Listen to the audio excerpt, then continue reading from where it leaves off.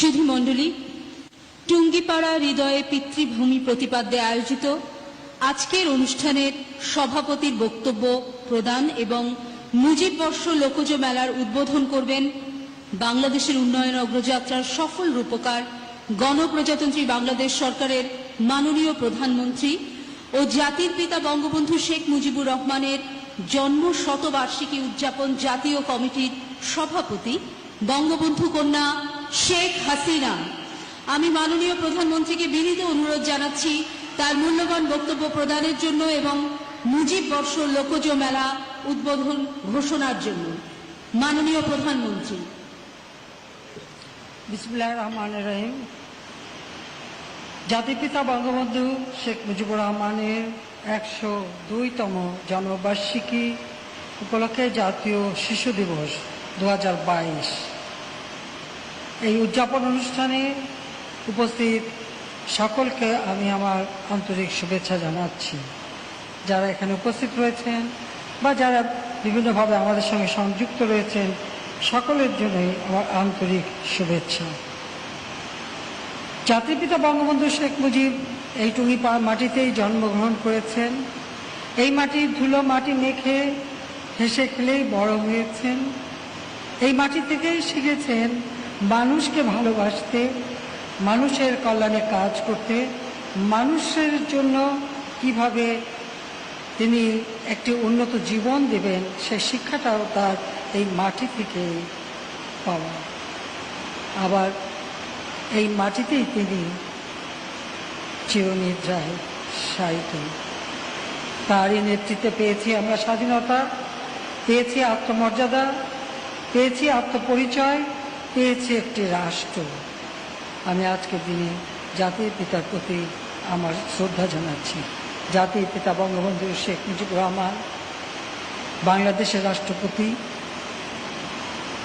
ঘাতকের নির্মম বুলেটের আঘাতে চিরদিনের জন্য আমাদের কাছ থেকে হারিয়ে গেছেন।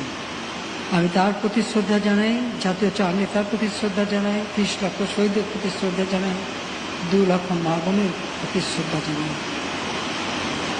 অত্যন্ত বেদনার সঙ্গে স্মরণ করছি 75 15ই আগস্ট ঘাতকের নির্মম বুলেটে হারিয়েছে আমার মা, আমার 3 ভাই। আমার মা চিরদিন আমার বাবার পাশে থেকে প্রতিটি সংগ্রামে তিনি প্রেরণা দিয়েছিলেন।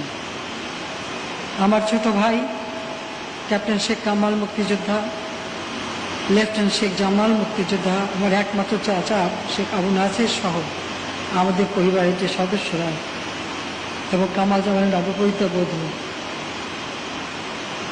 তাদের সকলকেই আজকের দিনে আমি স্মরণ করি। খালি একটি বাড়িতে তারা আক্রমণ করেনি, আমার মেজ কুকুর বাড়ি, সেটি কুকুর বাড়িও আক্রমণ করেছে। আর সেই বাড়িতেই নির্মমভাবে হত্যা করেছে আমাদের আত্মীয় পরিবার পরিজনকে। শেখ ফজলুল হক মনি, যিনি একজন মুক্তিযোদ্ধা, তার অন্তঃসত্ত্বা স্ত্রী আর্যমণি ঘাতকের নির্মম বুলেট তাদেরকে কেড়ে নিয়েছে। আমার সেজ কুকু, 10 বছরের ছেলে আরিফ, 13 বছর মেয়ে বেবি, 4 বছর নাতি সুকান্ত এবং আমার খুব আব্দুল হক সানিয়াবাদকে এবং তার ভ্রাতুষ্পুত্র শহীদ সানিয়াবাদ, সেই সাথে আরও আত্মীয় স্বজন। আমার বাবার মিলিটারি সেক্রেটারি ব্রিগেডিয়ার জামিল, তাকেও নির্মমভাবে হত্যা করেছে। পুলিশ অফিসার হাসিবুর রহমান, তাকেও হত্যা করেছে। এভাবে সেদিন যারা শাহাদাত গ্রহণ করেছেন তাদেরকে আমি স্মরণ করি। আমি জানি না কি অপরাধ ছিল তার। তিনি দেশকে ভালোবেসেছিলেন, আমার বাবা দেশের মানুষকে ভালোবেসেছিলেন। এই দেশটিকে একটি সুন্দরভাবে গড়ে তুলতে চেয়েছিলেন, যেন এই দেশের মানুষগুলি ভবিষ্যৎটা সুন্দর জীবন পায় এবং একটা উন্নত জীবন পায়। এবং সেই আকাঙ্ক্ষা নিয়েই তিনি তার জীবনকে উৎসর্গ করেছিলেন বাংলার মানুষের জন্য। তিনি শিশুদের অত্যন্ত ভালোবাসতেন। শুধু যে দেশের মানুষকে ভালোবেসেছেন তা না, শিশুদেরকেও তিনি গভীরভাবে ভালোবাসতেন। তাই আজকে শিশু দিবস উপলক্ষে এখানে যারা ছোট্ট সোনামণি উপস্থিত আছে বা অনলাইনে বা টেলিভিশনে যারা দেখছে, আমি তাদেরকে শুভেচ্ছা জানাচ্ছি।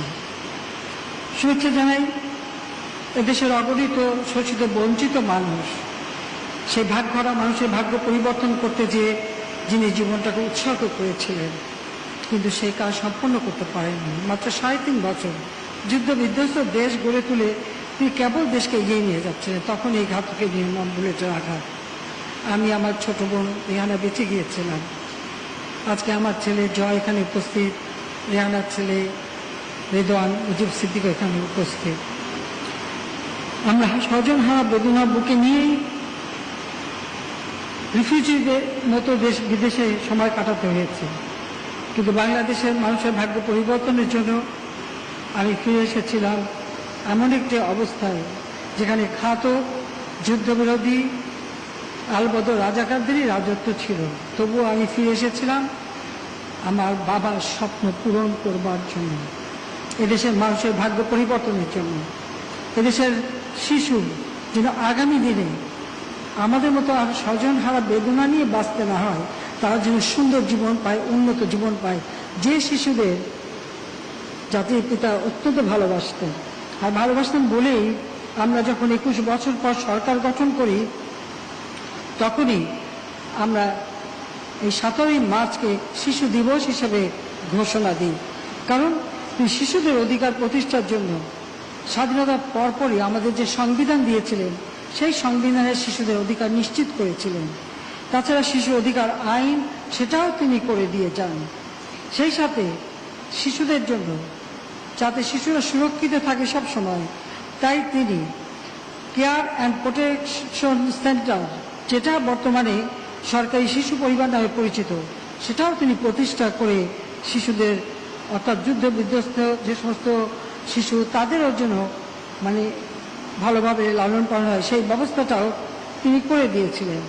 শিক্ষার দিকে তিনি ব্যাপক কর্মসূচি হাতে নেন। এত বিস্তারিত আমি বলতে চাই না, সেটি এইটুকু বলবো, জাতির পিতা পদাঙ্ক অনুসরণ করে 1996 সালে যখন আমরা সরকার গঠন করি, তখন আমরা আমাদের শিশুদেরও উন্নয়নের জন্য শিক্ষায় দীক্ষায় যাতে তারা এগিয়ে যেতে পারে, পিছিয়ে না পড়ে, সেই জন্য প্রতিটি এলাকায় স্কুল তৈরি করে দেওয়া, তাদের শিক্ষার ব্যবস্থা করা। জাতির পিতা যেসব প্রাইমারি স্কুল জাতীয়করণ করেছিলেন তারই পদাঙ্ক অনুসরণ করে আমরাও অনেক স্কুল জাতীয়করণ করি এবং আমরা যাতে করে সন্ত্রাস, জঙ্গিবাদ এবং বিভিন্ন অপকর্ম থেকে তারা মুক্তি পায় সেই ব্যবস্থা নিই।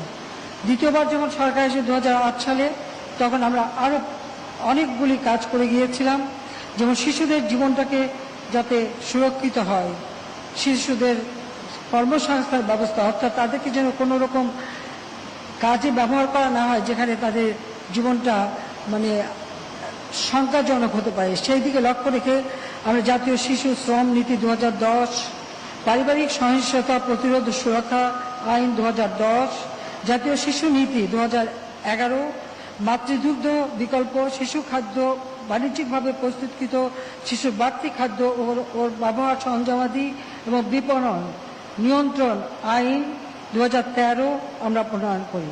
প্রতিবন্ধী যারা তাদের সুরক্ষার জন্য আমরা কতগুলি পদক্ষেপ নিই, যেমন প্রতিবন্ধী ব্যক্তির অধিকার ও সুরক্ষা আইন 2013, নারী ও শিশু প্রতি সহিংসতা প্রতিরোধ জাতীয় কর্ম পরিকল্পনা, যা 2013 থেকে 2025 এই মেয়াদে একটা পরিকল্পনা আমরা প্রণয়ন করি, সেটা আমরা বাস্তবায়ন করে যাচ্ছি। বাংলাদেশ শিশু একাডেমি আইন 2018, বাল্য বিবাহ নিরোধকল্পে জাতীয় পরিকল্পনা 2018 থেকে 30 পর্যন্ত একটা পরিকল্পনা প্রণয়ন করেছি এবং নারী ও শিশু নির্যাতন দমন সংশোধন আইন 2020 আমরা প্রণয়ন করে সার্বিকভাবে আমাদের নারী শিশুদের সুরক্ষার ব্যবস্থা আমরা নিয়েছি। তাছাড়া শিশুরা স্কুলে যাতে ঝরে না পড়ে, মিড ডে মিল অর্থাৎ দুপুরে লাঞ্চের ব্যবস্থা বা কোনো টিফিনের ব্যবস্থা করে দিয়েছি এবং শতভাগ শিশু যেন স্কুলে যায় সেই পদক্ষেপও আমরা নিয়েছি। করোনা ভাইরাসের সময় স্কুল বন্ধ ছিল, আল্লাহর রহমতে এখন সব স্কুল খুলে গেছে, কাজে এখন স্কুলে পড়াশোনার সুযোগ আবার এসেছে এবং তারা পড়াশোনা করবে, সেটাই আমরা ব্যবস্থা নিয়েছি। শিক্ষণমূলক নানা ধরনের গ্রাফিক অথবা কার্টুন আমরা করেছি। আমরা এটাই চাই যে আমাদের যখন করোনা ছিল আমরা অনলাইনে ক্লাস নিয়েছি, অর্থাৎ শিশুদের কোনো রকম যেন তারা বঞ্চিত না হয় সেদিকে আমরা ব্যবস্থা নিচ্ছি। প্রতিটি উপজেলায় একটি করে মিনি স্টেডিয়াম তৈরি করে দিচ্ছি, যেখানে শিশুরা খেলাধুলা করতে পারবে, প্রতিযোগিতা করতে পারবে। তাছাড়া প্রাইমারি পর্যায় থেকে একেবারে উচ্চ পর্যায়ে আন্তঃ স্কুল খেলাধুলার প্রতিযোগিতা, সংস্কৃতি চর্চা এবং বিভিন্নভাবে শিশুদেরকে শুরু থেকেই যেন তারা নানা ধরনের শিক্ষা পেতে পারে, সেই ব্যবস্থাটাও আমরা নিয়েছি। এভাবে আমরা বিভিন্ন কাজ শিশুদের জন্য করে যাচ্ছি। আমাদের লক্ষ্য হচ্ছে যে আমাদের শিশুরা সুরক্ষিত থাকবে, সুন্দর জীবন পাবে। আজকে ছোট্ট সোনামণি যারা এখানে এবং চমৎকারভাবে বক্তব্য রেখেছে, আমি তাদেরকে এটুকু বলবো যে জাতির পিতা তো এদেশের শিশুদেরকে খুবই ভালোবাসতেন। আমার ছেলে জয়ের সৌভাগ্য হয়েছে যে আমার বাবার কোলে চড়ে খেলা করতে। কাজে তিনি যখন খেলতেন বাচ্চাদের সাথে, মনে তো তিনি নিজেই একটা জন্য শিশু হয়ে যেতেন। এটাই ছিল তার চরিত্রের সব থেকে বড় দিক, যে তার সরলতা, সেদিকে আমরা দেখেছি। দুর্ভাগ্য যে 75-এ কিন্তু শিশুরাও মুক্তি পায়নি। বোধহয় কারবালার ময়দানেও এরকম ঘটনা ঘটেনি, শিশু নারীরা তাদেরকে কেউ হত্যা করেনি। কিন্তু এই বাংলার মাটিতে যাদের জন্য আমার বাবা জীবনটা উৎসর্গ করেছেন, বছরের পর বছর কারাগারে ছিলেন, যাদেরকে একটি জাতি হিসেবে মর্যাদা দিয়ে গেছেন, আর সেই বাঙালিদের হাতে তাকে জীবন দিতে হয়েছে। এটাই হচ্ছে সব থেকে কষ্টের, সব থেকে দুঃখ। যাক, আমি আজকে শুধু এটুকু বলবো যে আমরা ইতিমধ্যে আপনারা জানেন জাতির পিতার জন্মশতবার্ষিকী উদযাপন আমরা শুরু করেছিলাম 2020 সালে 17 মার্চ থেকে। যদিও যে অনুষ্ঠানগুলি করার কথা ছিল সেভাবে করতে পারিনি, কারণ করোনা ভাইরাসের প্রাদুর্ভাবের কারণে আমরা সেটা স্থগিত করে সব কিছু আমরা ভার্চুয়ালি করেছি, ডিজিটাল সিস্টেমে করেছি। কাজে 2021 সালে আমরা স্বাধীনতার সুবর্ণ জয়ন্তী উদযাপন করেছি। আজকে 2022 সাল, সেই অনুষ্ঠানগুলিকে ধারাবাহিক বজায় রেখে এই 2022 সালের 17 মার্চে আমরা আজকে এই শিশু দিবসটা বাস্তবায়ন কমিটি, জাতীয় বাস্তবায়ন কমিটি এবং আমাদের শিশু মন্ত্রণালয়ের মাধ্যমে আমরা যৌথভাবে উদযাপন করছি, এবং সেটা করছি এই টুঙ্গি পাড়ার মাটিতে। কারণ এই মাটিতেই যিনি জন্ম নিয়েছেন, সেখানেই আমরা এই অনুষ্ঠানটা করতে চাই। সেই সাথে সাথে এই অনুষ্ঠানের পরেও আমাদের আরও অনুষ্ঠান থাকবে। যেমন আমাদের দলের পক্ষ থেকে আমরা কতগুলি পরিকল্পনা নিয়েছি, যেমন আমাদের সমস্ত সহযোগী সংগঠন তাদেরকে এক একটি দিবস আমরা ভাগ করে দিয়েছি।